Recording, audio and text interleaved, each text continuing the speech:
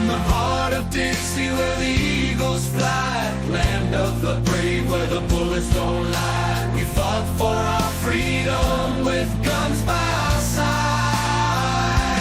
Red, white, and blue, our southern pride. Raise the flag high, let freedom ring from the rolling mountains to the flatlands. We sing, no one can take our rights. Our Second Amendment will defend our land. With every bullet we stand. We were born in the USA, land of the free. With guns in our hands, we'll forever be. Southern blood runs deep through our veins. We'll stand tall for America till the end of our days.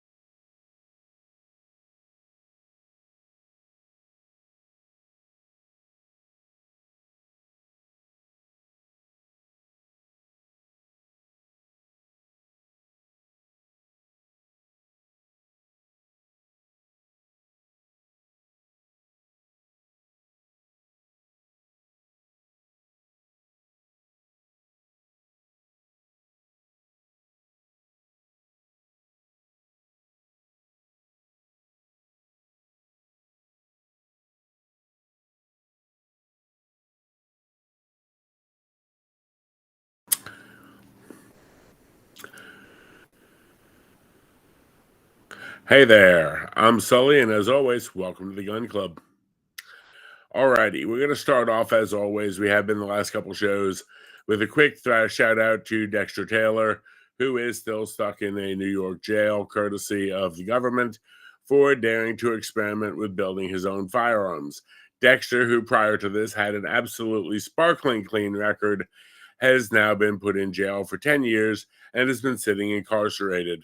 If you want to contribute to Dexter's Defense Fund, we've got the information here. We also put the posts on our local page to go ahead and let you contribute there if you want to. Alrighty, onwards and upwards. Folks, we're going to get into tonight some of the stuff with the Hunter Biden gun case, so to speak. Now, as far as the case goes, it's kind of a long, drawn-out mess, and we're going to go through some of it. I'm not going to go through all of the details, but okay, I've got somebody filing up on YouTube. Can't hear me. Can you hear me now? Can you hear me now? Hoping you can hear me now. If you can't hear me now, let's see here. Mic seems to be set right. Can anyone hear me now?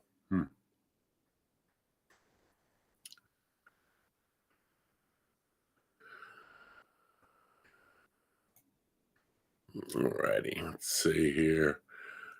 Again, I'm sort of getting used to working with the new studio system here, so kind of hard to pull stuff up.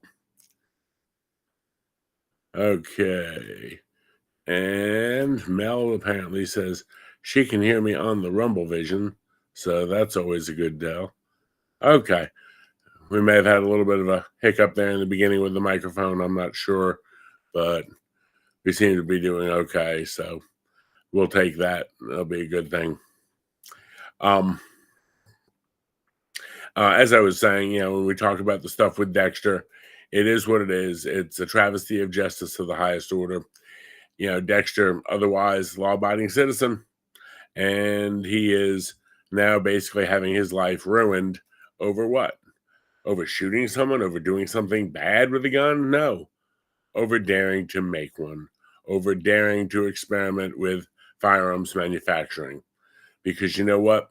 You just don't do certain things in New York. They're sending a message, in my opinion, but that's just me, for whatever it's worth. When we get into the Hunter Biden stuff, there's a lot to it, and we'll get into it as we go. But very simply, I've got the original indictment. It was only a 4-page document. It really didn't cover too much, and so they actually tried to get the charges thrown out. And then this was the response, giving all the details to when they tried to get the charges thrown out. And it covers in much, much better detail what exactly the government is accusing him of.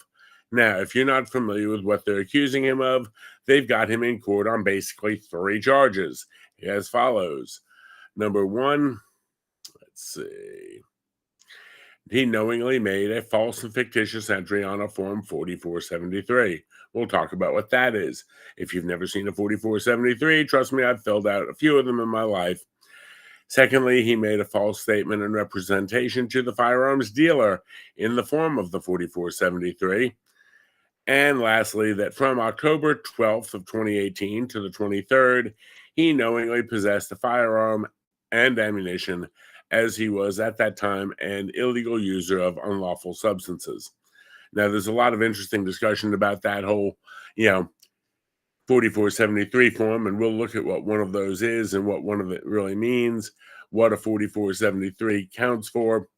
If you're not familiar, we'll pull one up and let you actually look at it and see it. So let's dig into his indictment a little bit and see what we can find here. Okay. On October 12th of 2018, starting here in the middle, the defendant entered a gun store in Wilmington, Delaware. After surveying the inventory of guns and weapons the store had available for purchase, the defendant chose to purchase the following items, among others: a Colt Cobra .38 special revolver, HKS speed loader, which is basically a little way to hold 6 bullets at once.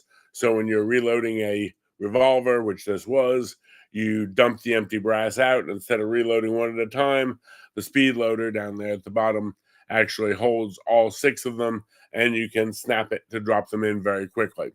And he bought 25 rounds of ammo with it.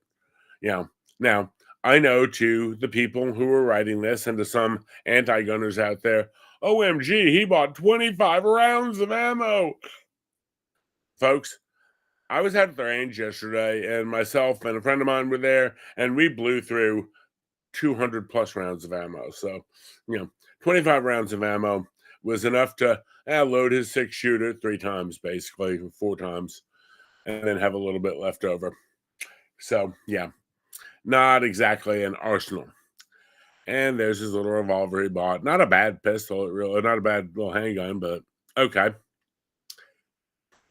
It goes on, says the gun store is an FFL, authorized to sell guns. Purchase a gun, you're required to fill out a background check paperwork, including an ATF form 4473. And the defendant completed the form, filling out the basic information, name, address, date of birth, social. Now, there's a series of questions, and you have to answer yes or no to these questions. One of them, 11E as an echo, is, are you a user of or addicted to unlawful drugs, stimulants, anything else? When asked whether he was an unlawful user of or addicted to antidepressant, stimulant, or narcotic drug, the defendant answered no. Had he answered yes, it's an automatic thou shalt not buy. And again, it goes to a series of questions. We'll get to that form in a minute. I've got a copy of one up here for you. Now, he answered then, signs on the bottom, that he certifies your answers are true and correct and complete, and you understand making a false statement on this form was a crime, punishable by a federal felony. He acknowledged that he could not have received a firearm had he answered yes to the question about whether or not he was an unlawful addict or user of controlled substances. Okay. Now, one of his defenses in this case is the way the question was worded. He's not really sure if he was an addict because, he wasn't high at the time he did it. He's not sure if it really applied to him or not. You're joking me, right? You're actually going to say that shit in court, Hunter? Okay. Let's look at what a 4473 really is. Now, I've highlighted some really important parts here. First of all, on the top, certain violations of the Gun Control Act, 18 U.S.C. 922, are punishable by up to 10 years in prison and $250,000 fine. It warns you right on the top, don't lie on this form. You fill out your name, you fill out your address, your place of birth, your height, your weight. They want it in pounds, not tons. Your gender, male, female. You notice they still make you choose on this form. Birth date, social security number. However, that is optional, but it can help, and especially if you have a name like James Smith, might help you a little bit. Unique identifier number if needed, ethnicity, and then you go through these questions. Are you the actual buyer? Warning, if you're not the actual buyer, if you're acquiring this on behalf of another person, if you're not the buyer, the dealer can't transfer to you. That would be a straw purchase. That's like illegal. If you're picking up a repaired firearm for another person, you're not required to answer this. Yes, even if you're picking up a repair, you can still do these forms. Now, are you under indictment in any court for a felony or other crime for which a judge can imprison you? You have to answer no. Have you ever been convicted of a felony or any other crime? No. Are you a fugitive from justice? No. Now, here's the big one that Hunter got gigged on. Are you an unlawful user of or addicted to marijuana or any depressant, stimulant, narcotic drug, or any other controlled substance? If he answers yes to that, no sale. He answered no. That's simply how he filled out the form. Has he been adjudicated mentally defective? Have you had a dishonorable discharge? Are you subject to a court restraining order due to an intimate partner violence? That's like domestic violence stuff. Ever been convicted of a misdemeanor of domestic violence? Have you renounced your U.S. citizenship? Yes, technically, if you renounce your citizenship, you may not be able to purchase a gun. Are you illegally in the United States?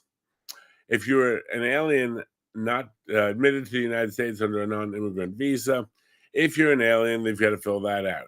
Your state of residence, your country of citizenship. If you're not a citizen, what is your U.S. issued alien number, admission number? And it goes through all that. You come down to the very bottom of it here, and it has this little statement you read. I certify that my answers to Section A are true, correct, and complete. I have read and understand the notices, instructions, and definitions. I understand that answering yes to any question, 11A, I am not the buyer, is a crime of felony. I also understand the person who answers yes to anything 11B through 11K, that's that series yes or no's, is prohibited from purchasing or receiving a firearm. I also understand that making any false oral or written statement or exhibiting any false or misrepresented identification with respect to this transaction is a crime punishable as a felony under federal law and may also violate state or local laws. It further tells you that, repetitive purchase of a firearm for the purposes of resale for a livelihood and profit without an FFL license is a violation of law. And again, you can get into questions there. Again, that's the Malinowski case we talked about. So he filled that form in. He did it. No one made him do it. No one pushed him. No one said, do this or do that. He filled the form in. And yes, that's right, ladies and gentlemen. He went ahead and signed it. There is his signature. And it is the same form that we just looked at highlighted. I'll blow that up a little bit bigger for you. Yep. So he bought a gun. Signed and dated the form as it shows. After presenting a passport to verify his identity, he paid $900 in cash to cover the purchase, got his change, and left the store with his new gun, his speed loader, his ammunition, and other items. Now, 11 days later, on October 23rd, 2018, the defendant's then girlfriend, and this is Haley Biden, which is his brother's widow that he was knocking boots with on the side. Yeah, it doesn't get much better. Hunter's class act, but okay. The brother at this point is dead of brain cancer, and he's just banging the widow when he can't find a stripper. Yeah, anyway. 11 days later, she finds the gun in an open, unlocked vehicle that had its windows down. Inside a brown leather pouch, along with a box of ammunition and a speed loader. She then discards these items in a trash can behind a local grocery store in Wilmington, Delaware. That's not the way you get rid of an illegal gun, sunshine. Not your best move. Sorry. Haley, not trying to throw rocks at you, but, no. The defendant's gun, a speed loader, and 23 rounds of ammunition. So we're missing 2 bullets somewhere. Maybe they fell out in the trash can. I don't know. And the brown leather pouch were found by an elderly man who routinely collected recyclables from the trash cans in the area. Kind of glad it was the old man finding it, not a couple of kids looking for cans to turn in for money. It'd be kind of nice to have a 13, 14-year-old or something running around with a 38 with the quantities. Folks, again, thank you, Hunter, for making life so good for everybody. But definitely an interesting one here. The police later obtained the gun case from the defendant and the defendant's gun ammunition contained in the box, speed loader, and brown leather pouch from the older man. These were placed in evidence vault by state authorities, and no charges were brought at that time. Okay, so that is basically what Mr. Hunter is being accused of, or what they're saying he done did. Cool.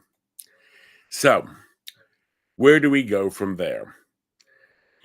The question is, and there's a couple of questions, was Mr. Biden at the time he did it a drug addict? Did he know he was a drug addict? Did he understand what the word addict meant? Well, that depends. Alrighty, let's see what we got here. Oh, Shifty, I see you've wandered in. Welcome into the Gun Club, sir. We're doing a little Hunter Bidening tonight. I decided I just couldn't resist this fine one. I thought it would definitely make an interesting topic because there's some interesting side notes on this as we go through. Now, it turns out that later, while investigating Hunter for some tax violations, investigators obtained evidence showing that prior to the purchase, he was addicted to controlled substances. In fact, in 2019, the IRS and the FBI investigators got a search warrant for tax violations for the defendant's Apple iCloud account. Now, why do we think that happened? Anyone have any guesses? I'll give you a hint. It has to do with the laptop from hell. Yeah, the laptop from hell that fell into the FBI's hands right around the same time. And amazingly enough, guess what? We're going to go ahead and get into the whole laptop from hell. But so they get the warrant, and in response to the warrant, Apple produced backups of data from various devices. Investigators also came into possession of the Apple MacBook Pro that had left in a computer store. A search warrant was obtained for the laptop. Yeah, the search warrant, by the way, was obtained in December of 2019. Remember the laptop that popped out on the radar in like mid to late October of 2020, right before the election? That was all the hallmarks of Russian disinformation, and the FBI was telling Twitter and Facebook that you can't talk about this because it's all fake news and it's all just a dirty trick by Trump to try to throw the election, and Russia. In fact, during the presidential debate, Biden actually told Trump he was an idiot for mentioning the laptop because he's such a fool. Everybody knows that the laptop, by the way, is all Russian disinformation. The United States FBI in December of 2019 knew it was really Hunter's laptop and knew it was real and it was legit. All that talk and all that stuff, and you can bet Joe knew damn well as he stood on the stage and lied during the debate that it was real. Just saying.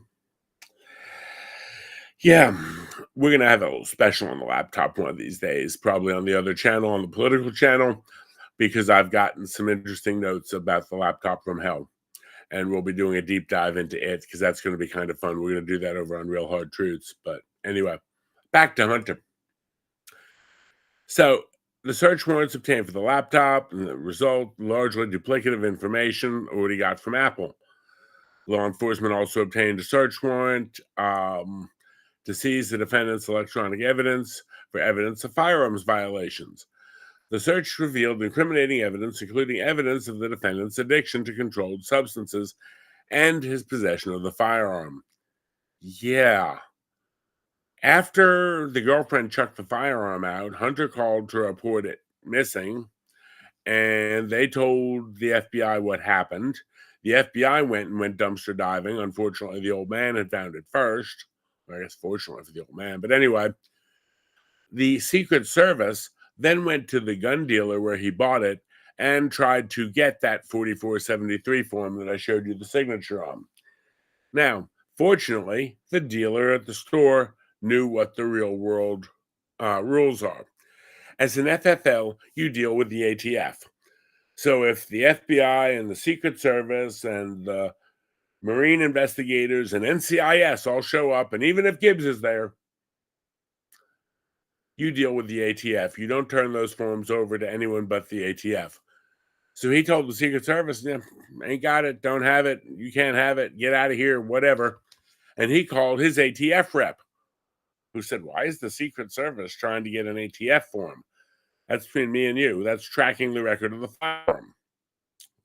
They called the Secret Service, and the Secret Service says, we can't tell you why. Now, at the time, Hunter Biden is the son of the ex-vice president. He probably doesn't even have a protective detail at that point. So you damn well know he had to call Daddy. Daddy had to make some phone calls, or he called one of Daddy's fixers. I don't know if Daddy knew which way was up at that point. But somehow the United States Secret Service is out trying to clean up Hunter's mess with his missing gun. Yeah. It doesn't get any better, folks. It just doesn't get any better. Yeah. Mel, I could not agree with you more. I really couldn't. Definitely. He's a special kind of stupid. Now, as we go through here, they get the search warrant, and the search revealed all this evidence. Prior to October 12th of 2018, the date of the gun purchase, the defendant took photos of crack cocaine and drug paraphernalia with his phone. Also, prior to the purchase, he routinely sent messages about purchasing drugs to all sorts of people. Now, the day after purchasing the gun, October 13th of 2018, so the man has just purchased this 38 and bullets and is out riding around somewhere. The day after and 2 days after he purchased the firearm, the defendant messages his girlfriend about meeting a drug dealer and smoking crack. For example, one message on October 13th, 2018, the defendant messaged her and said, I'm now off MD Avenue, I'm assuming Maryland Avenue, behind Blue Rock Stadium, waiting for a drug dealer named Mookie. The next day, the defendant messaged her and stated, I was sleeping on a car, maybe in a car, I don't know. Spell check it, Hunter, spell check it. Smoking crack on 4th and Rodney. Folks, this is less than 24 hours after he's bought the gun. And again, it doesn't say, are you on crack at the moment you buy the gun? It says, are you an unlawful user of, or addicted to marijuana or any depressant, stimulant, narcotic drug, or any other controlled substance? And yet here we have, less than 24 hours later, he's out making drug deals. All I'll say is, if your name is Mookie and you're up in this neighborhood, I guess be glad you didn't mess up on the count, because he probably would have shot and killed you, Mookie. You've got someone who's strung out, trying to go out and find his fix, and yeah, got a loaded gun. Now, I'll be honest with you. I'm as pro 2A as everybody. I think everyone should have the right to protect themselves, self-defense, carry. I think constitutional ownership, constitutional carry. Personally, I think we should still be able to order this shit through the mail. I don't think you should be running around doing it while you're sleeping in your car smoking crack.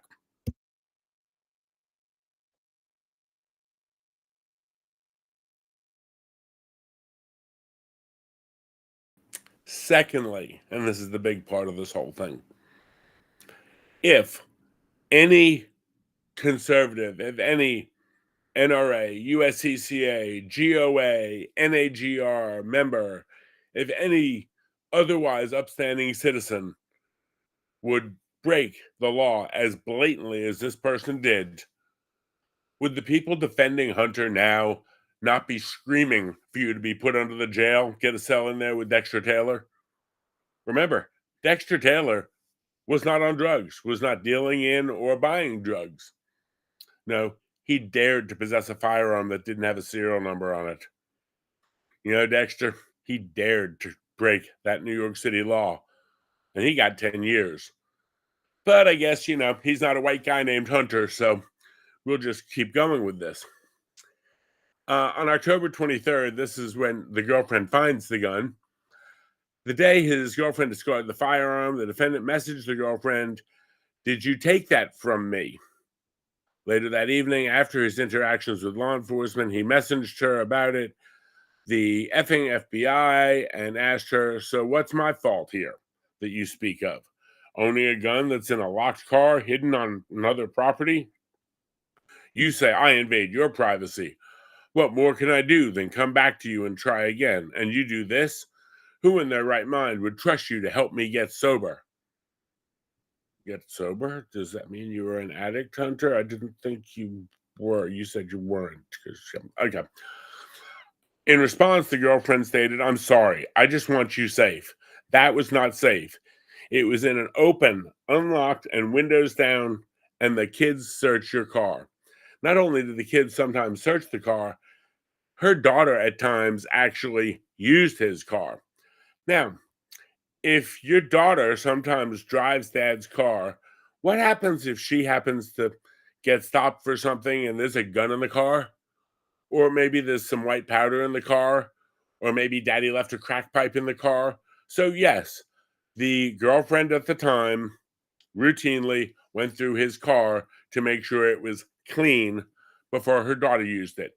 I guess she doesn't want her daughter getting her first felony arrest over daddy's crack pipe. Because you know what? If the daughter's the only one in the car and there's a gun and a crack pipe, it's the daughter in court looking at 10 years. She's trying to defend her kid. A lot of people have said, "Oh, well, she's bad because she did this, that, and the other." She found a loaded gun and panicked. And I'm going to cut her a lot of slack because, again, she's doing it and the text messages lay it out. She's doing it because the kids go in the car. What do we talk about? Leaving guns unlocked where kids can find them? How does that work out? I wonder, is this real? Bang. Yeah, it is. Oh, wow, this looks like a toy. Bang. No, it isn't. It was open, unlocked, windows down, and the kids search your car. You've lost your mind, Hunter. I'm sorry I handled it poorly. She'll own that. But you're in huge denial about yourself and about that reality that I just want you safe. You run away like a child and blame me for your shit. Folks, if you've ever dealt with addicts, everything is everyone's fault except them.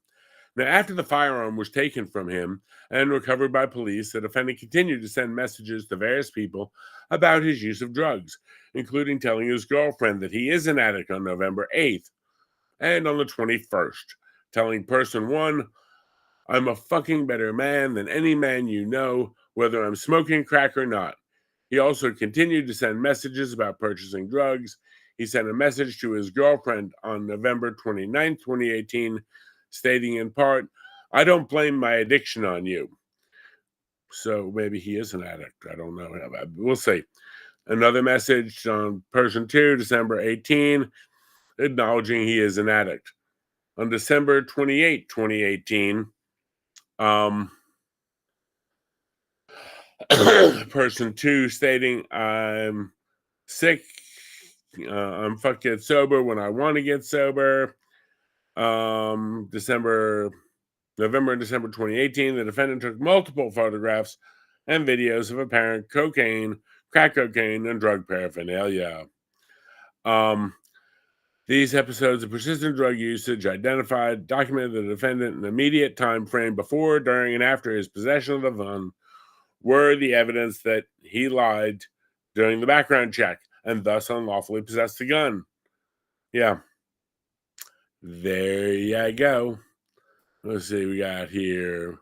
Mel says, "The video you sent me of the kid who accidentally shot himself in the head, bang, you're dead. Oops." Yeah. I mean, like I said, I am as pro 2A as they come, but within the reason of let's not do stupid things with guns And yeah, he's like, Dad, what mind? Very, very much agree, unfortunately.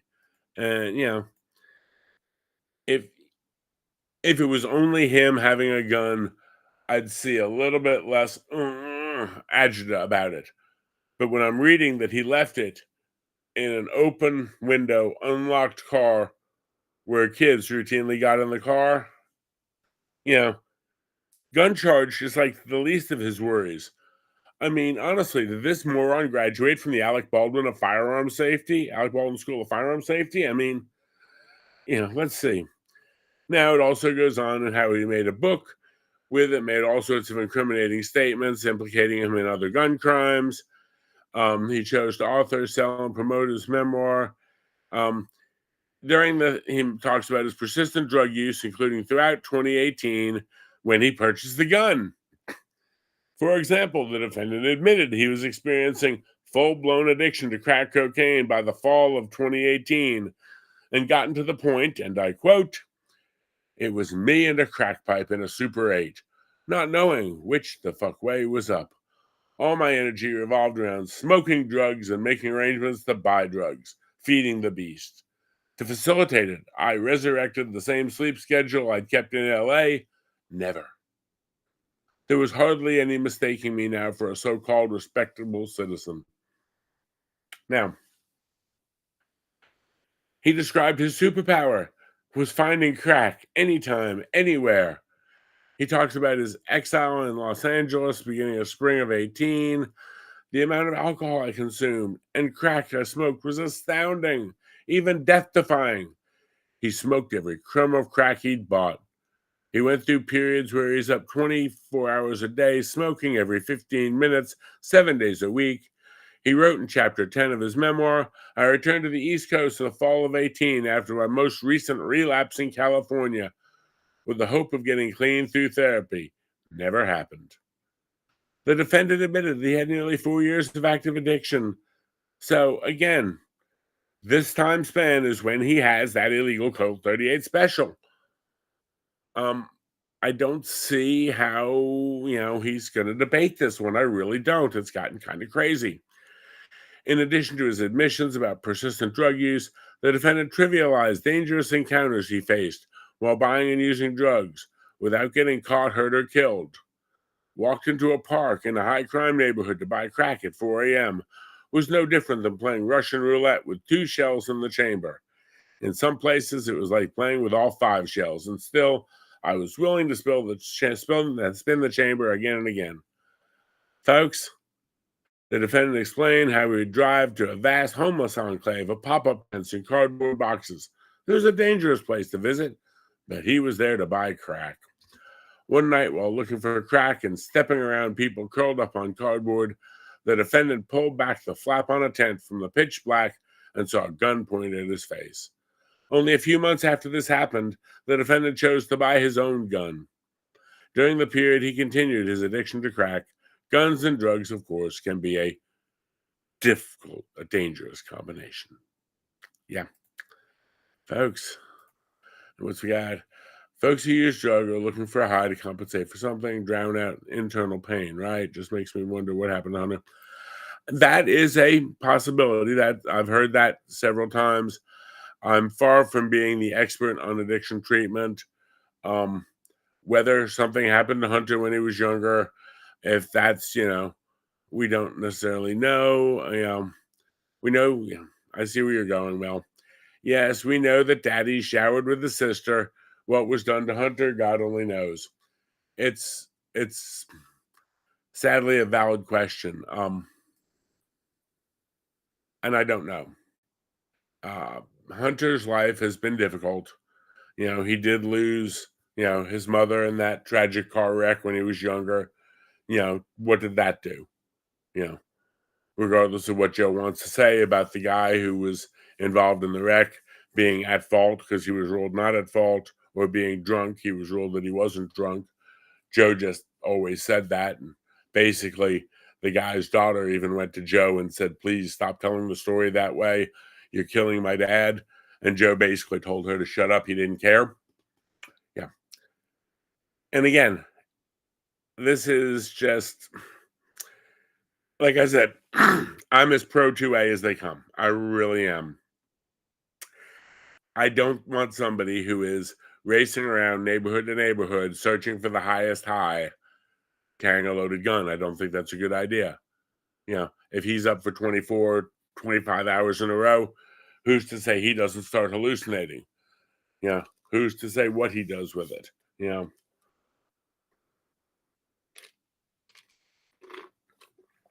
We all know being a firearms owner and or carrying has a degree of responsibility to it. Now, there are some other thoughts that have come out, and I have to be fair about this. There's a lot of a situation here that there is potentially a defense to this, or a defense that will be raised to this. And this comes actually from a case called the U.S. v. Daniels, which was adjudicated in the United States Court of Appeals in the Fifth Circuit.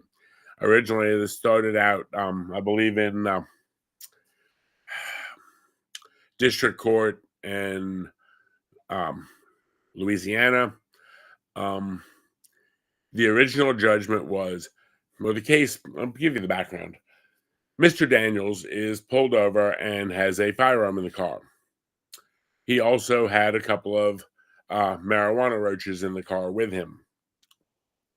Well, he admitted at that point to smoking marijuana a few days a month. The government at that time in the case, though, charged him as, unlawfully possessing the firearm because he is a user of controlled substances, marijuana. Even if it's legalized at the state level, it's still not legalized federally, and so they charged him on the federal standard. The thing was, he was not using marijuana at the time. He used it sometimes. So, to his thought process, and as things went back and forth, they said, yes, that Mr. Daniels at time did use marijuana.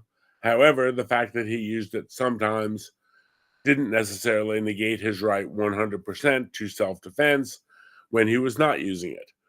For example, now, I don't smoke marijuana, but I've got booze in the house. Y'all have seen it on stream sometimes.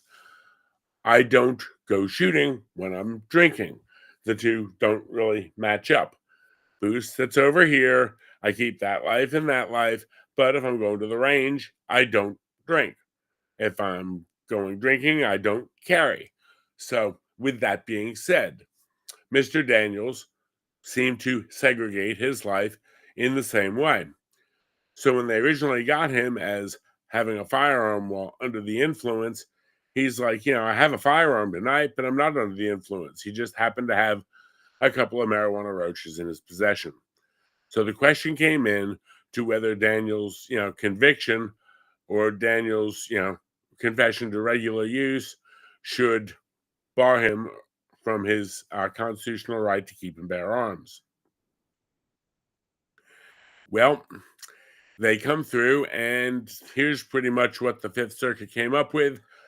In short, our history and tradition may support some limits on an intoxicated person's right to carry. It does not justify disarming a sober citizen based exclusively on his past drug usage, nor do more generalized traditions of disarming a dangerous person support this restriction on nonviolent drug users. As applied to Daniels, the requirement violates the Second Amendment. They reversed the judgment and dismissed his case. So, from that standpoint, again, he did, get pulled over. He has 2 loaded firearms, and has a couple of marijuana cigarette butts in the ashtray. So at this point, we start to look at the Daniels case, and that is one of the cases that a lot of people think is going to possibly, even though it's a Fifth Circuit case, there's going to be people who try to pull from that to get Hunter through it, kind of thing. I don't know how well that's going to work. I see what the court says in Daniels, and I agree with it. The fact that you might smoke on Wednesday and you want to go to the range on Friday, I don't see that as a problem. Much as the same as if I have a couple of drinks after the show tonight, and I go to the range on Saturday. I don't see that as being a problem. But I think, when you're the very next day or less than 48 hours later, you're out passed out in your car looking for crack and trying to meet Mookie, there's kind of a problem there. So, again, Daniels is a big case. It is a federal case. And again, it does set some precedents. And again, he was overall a mostly law-abiding citizen. Again, how that's going to play out for Hunter, I don't know. The other thing is, as this goes forward, whether his attorney is trying to, state that, well, he doesn't really know what he signed on the form. I mean, he wasn't high at that time. Yeah, okay. The form isn't clear enough. I mean, can anyone tell me how the form can be that much clearer? Are you an unlawful user of or addicted to? It doesn't say, are you high right now? It does not say, do you have a crack pipe in your hand? No. It's, are you an unlawful user of? Yes, he is. Is he addicted to? Yeah, according to his book and everything else said about it, he pretty much is. So, again, with that being said, folks, I don't know how this class is going to go. We also have to remember that it is being held in Wilmington, Delaware. Now, if y'all don't remember, dear old dad was the senator from Wilmington, Delaware for a lot of years. Dear old dad, I mean, hate to say it, they in Biden country. This is, Della Biden. He brought a lot of money into that town from some of the stuff he did while he was a senator for them for 30, 40 years. So if they're going to be able to get a jury in Delaware to convict Hunter, I don't know. It's basically the opposite of what went on in the Trump case, where in the Trump case in New York, you had a area that was very, very anti-Trump, openly anti-Trump, and they said, okay, well, we're going to go ahead and, go against Trump. Well, this one, it's going to be hard to find people who are willing to go against good old Scranton Joe. All righty. Couple other things. I know I haven't mentioned it in a while, but I know Minnie is in the chat tonight. If y'all are interested in checking out some of her stuff, she makes some really, really nice toys.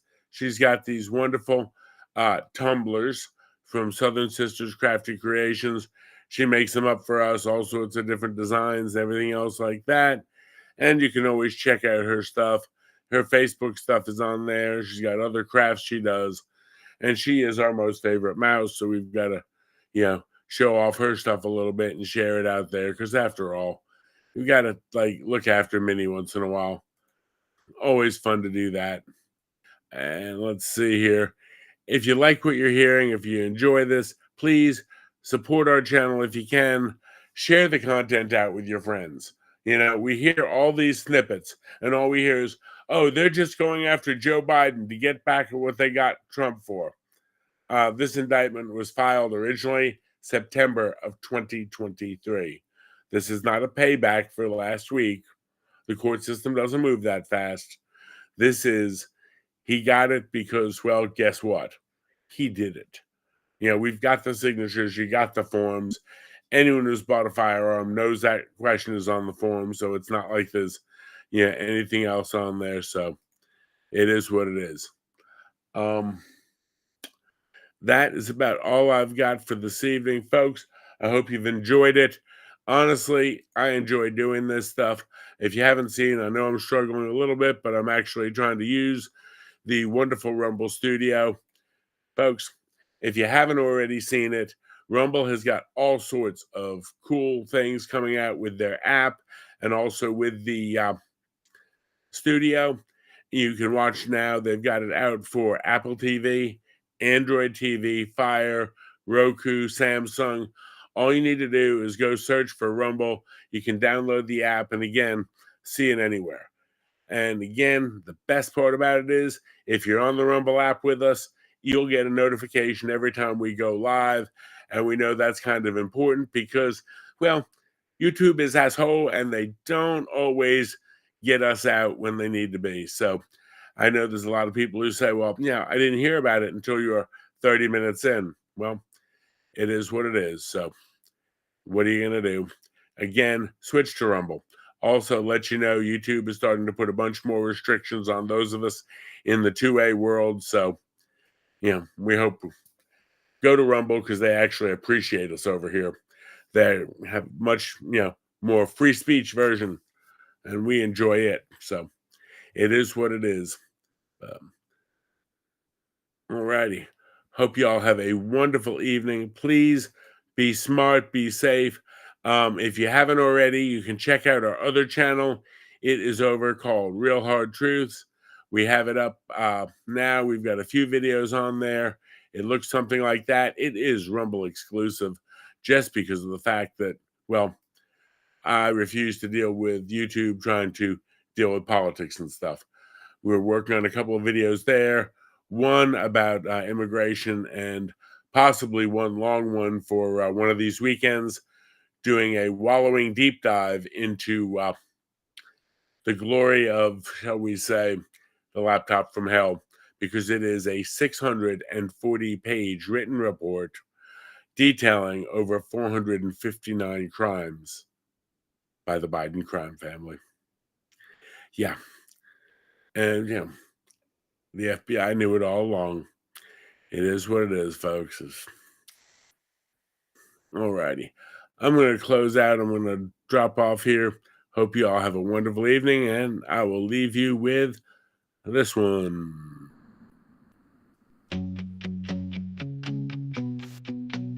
In shadows we stand tall, heartbeats echo through the hall. I searching for